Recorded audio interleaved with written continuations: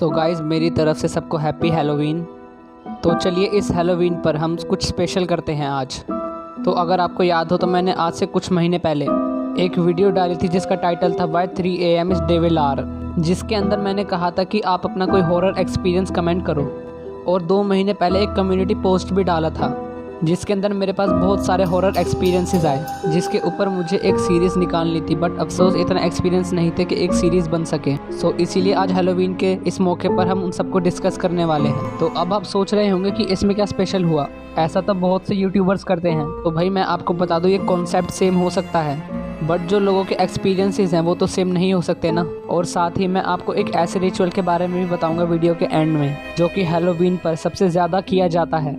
तो मेरे साथ बने रहना वीडियो में एंड तक। और हाँ, ये वीडियो एक पॉडकास्ट टाइप वीडियो है, मतलब आप इस वीडियो को ऑडियो फॉर्मेट में भी सुन सकते हो। और हाँ, हेडफोन्स रिकमेंडेड है फॉर बेस्ट एक्सपीरियंस। इससे ब्रेन को चीज़ों को विजुअलाइज करने में आसानी होगी। तो चलिए बिना टाइम वेस्ट के लेट्स स्टार्ट द वीडियो। और हाँ दोस्तों, अगर आपको ये सारे एक्सपीरियंस खुद पढ़ने हैं तो आप उस वीडियो के नीचे जाकर पढ़ सकते हैं, और कम्युनिटी पोस्ट पर भी। तो स्टार्ट करते हैं हमारे फर्स्ट एक्सपीरियंस के बारे में। और ये एक्सपीरियंस है अमित आर्यन का। ये कहते हैं कि ये बात आज से 6 साल पुरानी है, जब मेरे पास एक साइकिल थी और मैं उसी साइकिल से अपनी ड्यूटी किया करता था। एक दिन ड्यूटी पर ज़्यादा काम था, इसीलिए मुझे देर हो गई थी और रात भी ज़्यादा हो चुकी थी। और जिस रास्ते से मैं घर जाता था उस रास्ते में जंगल का इलाका पड़ता था। तो जब मैं उस जंगल के रास्ते से वापस घर जा रहा था, तभी मेरे साथ कुछ ऐसा हुआ जो कि मुझे आज तक भी कंफ्यूज करता है। मुझे अचानक से साइकिल चलाने में थोड़ी परेशानी होने लगी। मुझे बार बार ऐसा लग रहा था जैसे कोई मेरी साइकिल के पीछे बैठा हो, या फिर किसी ने मेरी साइकिल के पीछे बहुत ज़्यादा वज़न रख दिया हो।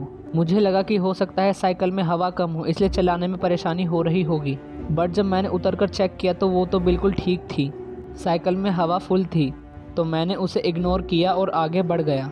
पर जब मैंने आधा जंगल का रास्ता पार कर लिया, तभी मुझे पीछे से किसी औरत की आवाज़ सुनाई दी। वो बहुत ज़ोर ज़ोर से हंस रही थी और मुझे बिल्कुल ऐसा ही लग रहा था जैसे कि वो मेरी साइकिल के बिल्कुल पीछे ही बैठी हो।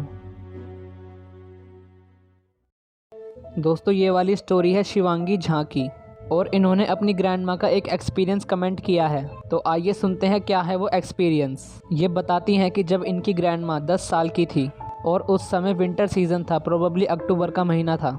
और जो इनकी ग्रैंड माँ थी वो अपनी ग्रैंड माँ के साथ रामलीला देखने जाया करती थी। और जहाँ पर रामलीला होती थी वो जगह काफ़ी दूर भी थी। तो एक दिन वो रामलीला देखने गए, वहाँ पर पहुँचे और रामलीला एंजॉय की।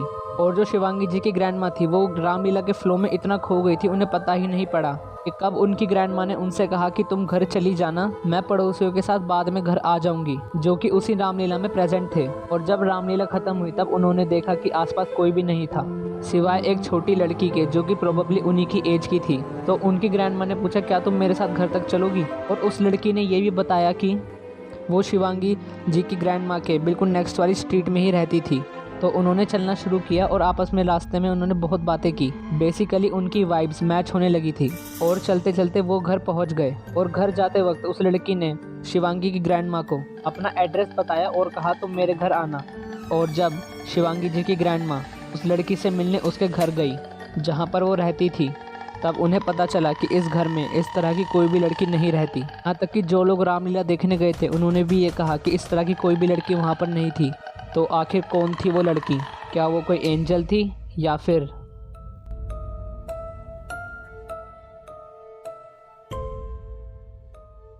सो नेक्स्ट स्टोरी है कृतिका की, और ये बताती हैं कि रात के करीब 7 बज रहे थे। कृतिका और उनकी बहन रेस्टोरेंट से घर जा रहे थे, और जिस रोड से वो जा रहे थे उस रोड पर कोई भी नहीं था, और हल्की हल्की बारिश भी हो रही थी। और रेस्टोरेंट काफ़ी दूर था उनके घर से, इसलिए उन्हें घर जाने में थोड़ी लेट हो गई थी। वो रोड पर बिल्कुल अकेले थे, पर तभी उनके सामने अचानक से एक आदमी आ गया और उन्होंने रियलाइज़ किया कि उस आदमी के पैर नहीं थे। सो डर के मारे उन्होंने अपनी बहन का हाथ बहुत टाइट पकड़ लिया और वो उस फॉरेस्ट से भागने लगे। बट जब वो भाग रहे थे तभी उन्होंने रियलाइज़ किया कि जो कृतिका की बहन है वो ज़ोर ज़ोर से हंस रही थी, वो भी काफ़ी वियर्ड और एबनॉर्मल तरीके से। सो डर के मारे कृतिका ने अपनी बहन का हाथ छोड़ा और वो अकेली भागने लगी। और जब वो भाग भाग कर थक गई तब वो एक पेड़ के नीचे जाकर खड़ी हो गई। And she can't see clear anymore because the whole road was shining. और कुछ घंटों तक और भागने के बाद वो फाइनली अपने घर पहुंच गई। पर घर जाकर जब उन्होंने देखा तो उनकी बहन वहां पर नहीं थी। उन्होंने आसपास ढूंढने की बहुत ज़्यादा कोशिश की, पूरी सोसाइटी में और उस रोड पर भी जहां पर वो भागे थे, पर उन्हें कुछ नहीं मिला। बट फाइनली उन्हीं के घर के एक कॉर्नर में उनकी बहन बैठकर रो रही थी। वही बहन जिसे कृतिका रोड पर हंसता हुआ छोड़कर गई थी। और ये भी नहीं जानते कि उस दिन क्या हुआ था, क्यों उनकी बहन इतनी ज़ोर ज़ोर से हंस रही थी और घर आकर रो रही थी, और कौन वो आदमी था जिसके पैर नहीं थे। ये चीज़ इनके लिए आज तक एक मिस्ट्री बनकर रह गई है।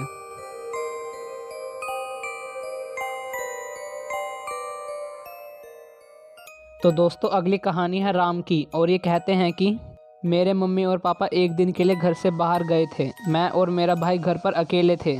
रात ज़्यादा हो रही थी तो मैंने अपने भाई को सुला दिया और मैं अपने कमरे में बैठकर टीवी देखने लगा। मैंने टीवी पर एक हॉरर मूवी लगाई और उसके बाद से ही अजीब चीज़ें होनी चालू हो गई।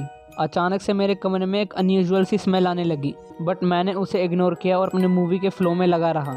और मूवी देखते देखते मुझे ऐसा लगा कि मेरी खिड़की पर कोई खड़ा है और वो मुझे ही देख रहा है। और उस टाइम मैं बहुत बुरी तरह डर रहा था।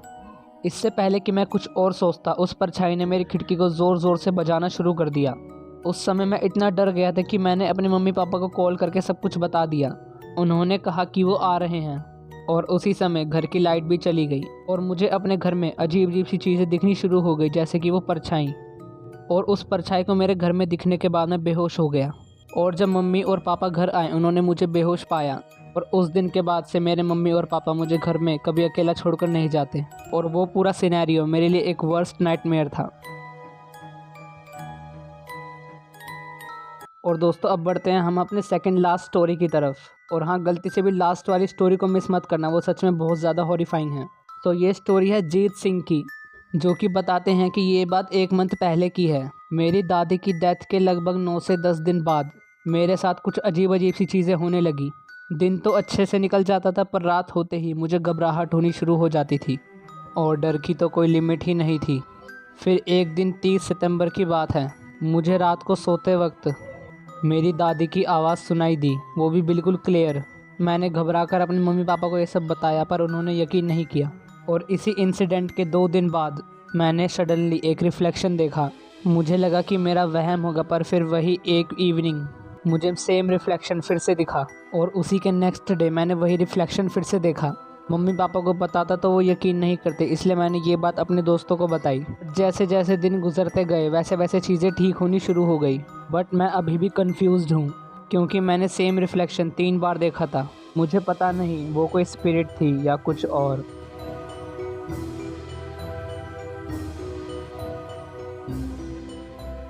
दोस्तों अगली कहानी है योगेश जी की, जो कि ये क्लेम करते हैं कि 6 महीने पहले की बात है। मेरे मम्मी और पापा गांव गए हुए थे, तो घर पर मैं, मेरी बहन और मेरी चाची ही थे। रात के करीब 12:30 बज रहे थे। मेरी बहन और चाची तो सो चुके थे, बट मैं अपनी वेब सीरीज़ देख रहा था। रात ज़्यादा होने की वजह से मैंने भी सोने का सोचा, और करीब 1 बजे तक मुझे नींद आ गई। बट नींद के दौरान मुझे एक अजीब सा सपना आया, जिसमें मैंने देखा कि मैं और मेरे कज़न्स रोड पर साइकिलिंग कर रहे हैं। और साइकिलिंग करते करते हमें एक अबैंडन्ड बिल्डिंग दिखी, और हमने उस बिल्डिंग के अंदर जाने का सोचा। और जब हम अंदर उस बिल्डिंग को एक्सप्लोर कर रहे थे, तभी हमारे में से मेरा एक कज़न गायब हो चुका था। हम लोग उसे यहाँ वहाँ ढूंढ रहे थे, पर वो हमें कहीं नहीं मिला। जैसे ही हम ढूंढ रहे थे उसे, तभी किसी ने मेरी कमर पकड़कर मुझे हवा में उठा दिया, और मेरा सपना वहीं पर टूट गया और मेरी आँख खुल गई। बट जैसे ही मेरी आँख खुली, मैंने अपनी कमर पर रियल में हाथ फील किए, जो कि पीछे की तरफ स्लाइड कर रहे थे, जैसे कोई अपने हाथ हटा रहा हो। मैं चौंक कर एकदम से खड़ा हो गया। मुझे लगा क्या पता नींद की वजह से ऐसा लग रहा हो, पर तभी मुझे मेरी बहन की आवाज़ सुनाई दी, जो कि ऐसा लग रहा था कि किसी से बात कर रही है। बट जब मैंने चेक किया तो वो लोग तो सो रहे थे, और उस रात मैं बड़ी मुश्किल से सो पाया। बट बात यहीं पर ख़त्म नहीं होती। इस इंसिडेंट के 2 दिन बाद जब मैं रात को सो रहा था, मुझे मेरे सर पर गुदगुदी सी फील हुई। मुझे लगा कहीं कोई इंसेक्ट वगैरह तो नहीं चढ़ गया सर पर। बट जब मैंने हाथ लगाकर देखा अपने सर पर, मुझे लिटरली किसी के हाथ फील हुए। कोई मेरे बालों को अपने हाथों से सहला रहा था। बट रूम में तो उस वक्त कोई भी नहीं था मेरे अलावा।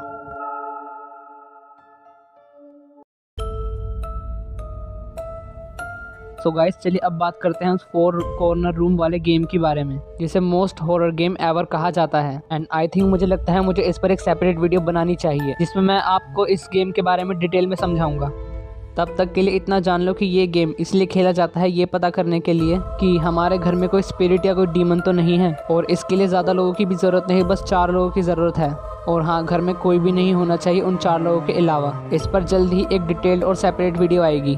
तब तक के लिए goodbye and stay tuned. Video अच्छा लगा तो एक लाइक करके ज़रूर जाना। आपको क्या लगता है मुझे ऐसी पॉडकास्ट टाइप वीडियोस बनानी चाहिए या नहीं, कमेंट करके ज़रूर बताना। तब तक के लिए bye bye and thanks for watching.